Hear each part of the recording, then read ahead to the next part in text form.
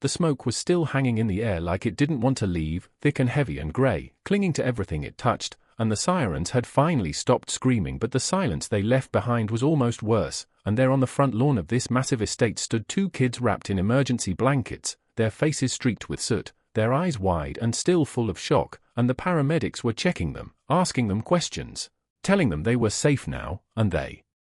were safe, they really were, but something was wrong, something was missing, and one of the firefighters walked over to the billionaire who was standing a few feet away, his hand shaking, his tie loosened, his whole body frozen in a kind of disbelief, and the firefighter looked at him and asked a question that made the air feel heavier. He asked where the dog was, and the billionaire just stared at him, and then his face changed, it crumbled, because in the chaos of getting his kids out, in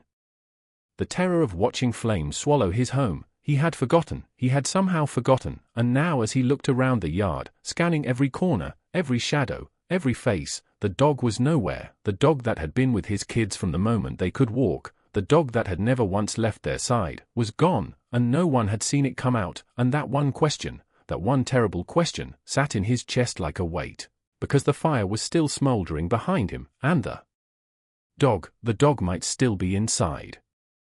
Now to understand what happened that night, you have to understand the life this family was living before the fire ever started, because this wasn't just any family, this was a man who had built an empire, a billionaire whose name was on buildings and headlines and boards of companies most people had never even heard of, and he lived the way you'd expect someone like that to live, fast, scheduled, always moving, always on a call, always flying somewhere or closing something or managing a crisis.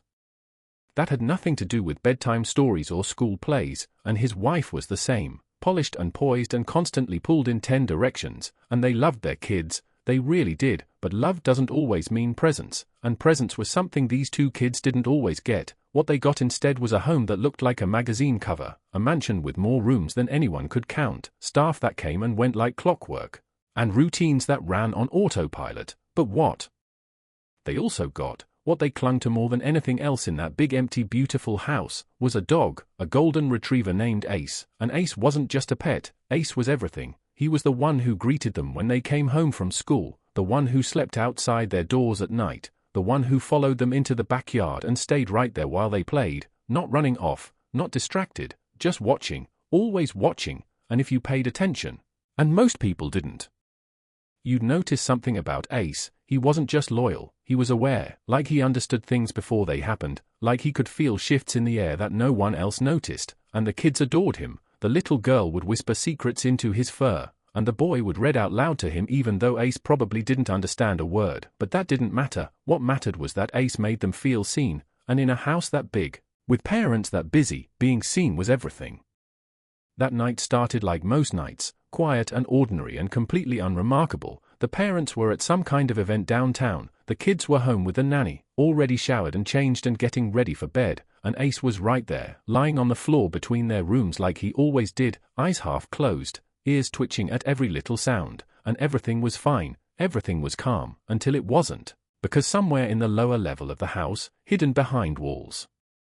and wires and things no one ever thought about, something was happening. Something electrical, something small, just a spark at first, barely enough to matter, but that spark caught, and it grew, and by the time it became smoke, it had already found its way into the walls, spreading slow and silent, and the first sign of it wasn't a fire alarm, it was Ace, because Ace lifted his head, ears straight up, nostrils flaring, and he stood, and he walked toward the hallway, then came back, then walked again, pacing in a way the kids had never seen, and the little girl called out to him, asked him what was wrong, but Ace didn't come, he just stood there staring at the door, and then he barked, once, sharp and sudden, and that bark felt different. It didn't feel like a dog asking for attention, it felt like a warning. The nanny came in a few minutes later to check on the noise, and she smelled it then, faint but unmistakable, something burning, and she figured it was nothing, maybe something left on in the kitchen, maybe a candle she forgot, and she told the kids to stay put, told Ace to relax, and she went downstairs to check, but Ace didn't relax, Ace stayed right where he was, and he barked again, and the kids started to feel scared. Not because of the sound, but because of the way Ace was acting, because Ace never acted like this, and then the nanny screamed from downstairs, and everything changed. Within seconds the calm was gone, replaced by chaos. The nanny ran back up shouting about fire, about smoke, about needing to get out now, and she grabbed the little girl and told the boy to follow, and they all rushed toward the staircase. But when they got there, the smoke was already rising, thick and dark and choking, and the boy froze, and the nanny pulled the girl back, and she didn't know what to do. She couldn't think. The fire was spreading faster than she expected, and she made a decision. She would go down first. She would find another way out. She told the kids to stay together. She told them she would be right back, and she ran, and maybe she meant it. Maybe she really thought she'd come right back, but the smoke got her, it confused her, it turned her around, and before she knew it, she was outside and the kids were still in. And that's when Ace took over, because the moment the nanny disappeared into the smoke, Ace moved. He nudged the boy hard with his head, pushed him toward the opposite hallway, and the boy didn't understand. He kept trying to go toward the stairs, but Ace blocked him, physically blocked him with his body, and the little girl grabbed her brother's hand and said, "Maybe Ace knows, maybe we should follow Ace," and so they did. They followed him down a hall they rarely used, past rooms they never went into, and Ace kept stopping and sniffing, kept changing direction when the smoke got thicker, and at one point he led them into a bathroom and barked at the window, and the boy understood. He climbed up and opened it, and there was a small roof ledge outside, just a few feet wide, but enough to get air, enough to breathe, and they climbed out and sat there, shaking, crying, calling for help, and Ace stayed at the window, not climbing out, just standing there, watching them, making sure they stayed safe. And that's how the firefighters found them, 2 kids on a ledge, waving and screaming, and they got the ladder up fast, pulled them down one at a time, and one of them asked about the dog, asked if the dog was coming too, but by the time they turned back to look, the window was filled with smoke, and Ace was gone, swallowed by the fire like he had never been there at all. The parents arrived not long after, having been called mid-event and told to come immediately, and the billionaire came running across the lawn in his suit, his wife right behind him, and they grabbed their kids and held them so tight you could see the relief shaking through their bodies, and for a moment, just a moment, everything was okay, because the kids were alive, because the nightmare hadn't taken them. But then the boy looked up at his father and asked where Ace was, and the father didn't answer. He just looked toward the house, still burning, still collapsing in places, and the truth hit him like a punch. Ace hadn't come out, no one had seen Ace, and this dog who had saved his children, who had led them through smoke and fire and fear, was still inside, and there was nothing he could do about it.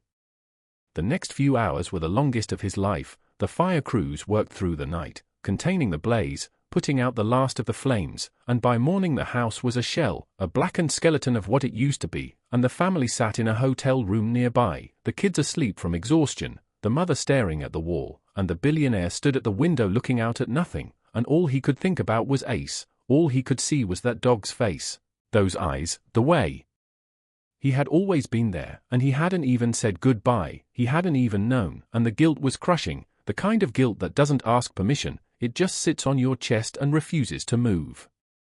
The next day they were told they could return to the property, not inside, but close enough to see, and the billionaire walked the perimeter like a ghost, stepping over debris, looking at what used to be walls and ceilings and rooms where his children had played, and he kept looking for something, anything, some sign of Ace, but there was nothing, just ash and silence and the smell of smoke that clung to everything, and he told himself it was over. He told himself Ace was gone, and maybe he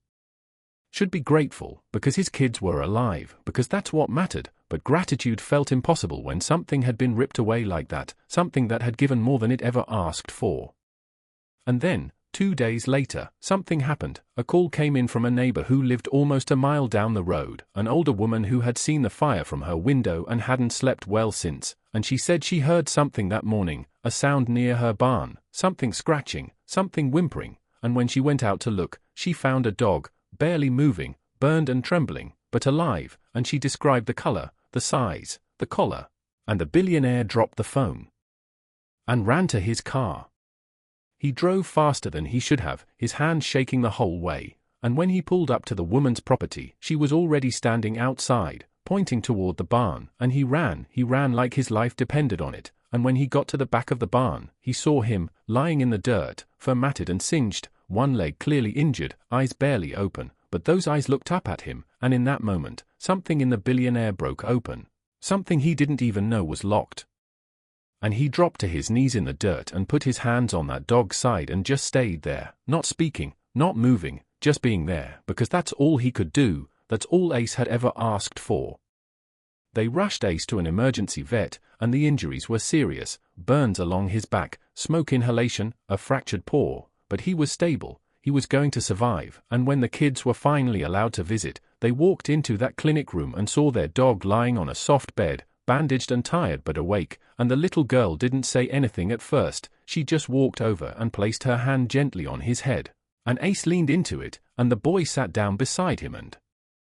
whispered thank you, over and over, like he couldn't stop, like those were the only 2 words that made sense anymore. In the weeks that followed, Ace recovered slowly, and the family didn't rebuild the mansion. They didn't even want to. They moved somewhere smaller, somewhere quieter, somewhere that felt less like a showroom and more like a home. And things changed, not in big dramatic ways, but in the small ones that matter. The billionaire cancelled trips he didn't need to take, the mother rearranged her schedule so she could be home for dinner, and the kids, well, the kids stayed close to Ace, closer than ever, because they understood now. They really understood what it meant to be protected, what it meant to be chosen. And Ace, he just did what he always did. He stayed nearby, watching, waiting, loving in the quiet way that dogs do, without asking for credit, without expecting anything in return. And that's the story, the whole story, not just of a fire, but of what that fire revealed. Because you can go your whole life not knowing what someone would do for you, not knowing who would run toward danger when everyone else runs away. And sometimes it takes something terrible to show you what's been there all along. If you're still here, I want to ask you something. Think back to that moment in the story, the moment when the billionaire realized Ace hadn't come out, the moment when he thought it was over. What did you feel right then? Because that feeling, that's what this story is really about. It's not about fire or money or survival, it's about connection, and I'd really love to know what it made you feel, so leave a comment and tell me. And if this story hit you the way it hit me, if you thought about someone you love while listening, a parent, a kid, a dog of your own, maybe share it with them, not because I'm asking you to, but because some stories are meant to be passed along. Some stories remind us what really matters, and this is one of those stories.